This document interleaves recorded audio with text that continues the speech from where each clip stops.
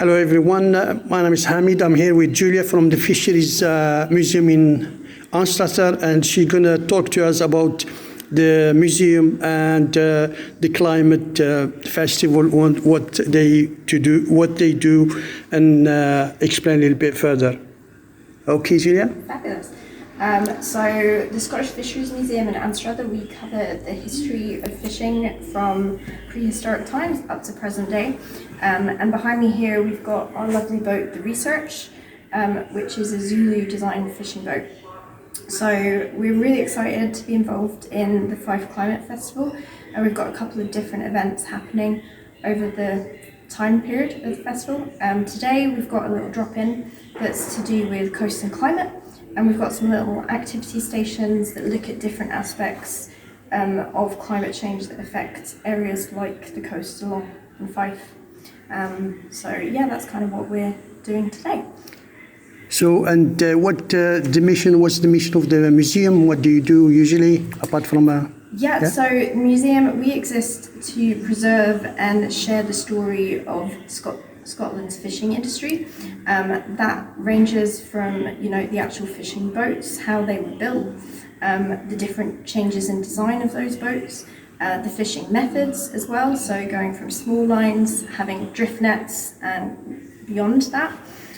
We also look at the social side of history as well, because it's not just about the actual methods and the way you do it, it's also about the people and the fishing communities that surrounded the coast of Scotland and here in the East Neck of Fife, and the social stories to do with how their lives were. So we also look at the history of women and women's role in the fishing industry.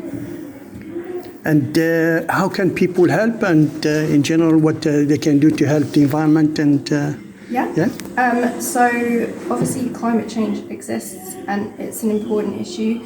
The museum itself here, we see it all the time because we're right next to the coast in Fife, so it is an issue for us as an organisation. But it is a really important issue, and it's important that people realise that it does exist and different things that they can do to help. So, because we can all be like stewards of the ocean and our coastal areas and do small things to make things better, whether that's trying to use less plastic, single-use plastic, getting involved in a beach clean. So we've got a beach clean coming up in November, and we try and have an annual beach clean because it's we need to keep our nice beaches clean of plastic and other pollutants. And other things that people can do as well, like thinking about, could I actually bicycle to work rather than get a car? Little things that we can do as individuals, even though it's a tiny thing, it can have a bigger impact. Exactly, It's very important. I mean, you see the village is very busy with tourists for fish and chips and fish, supper. What can they do in terms of sustainability and stuff like that to help the fishermen and fish in general? Fishing in particular, you can actually look at the Good Fish Guide that's done by I think it's the Marine Conservation Society, and that actually gives you update information about what fish are actually more endangered than others, what fish you can actually eat instead, that you're actually not going to have a big impact. Because one of the issues we have is overfishing, just generally across the world, not just in the UK but across the world.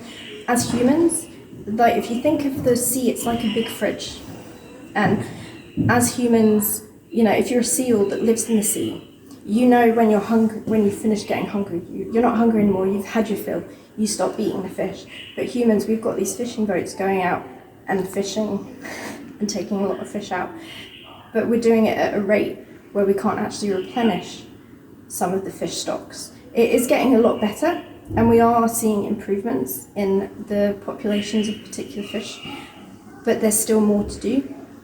So as individuals, you can check the Good Fish Guide and see what fish you could be eating instead of your cod and your haddock. Excellent information. One last word, what do you think? One last message for everyone watching this? Come to visit the Scottish Fisheries Museum. It's an amazing place. There's a lot to see and do.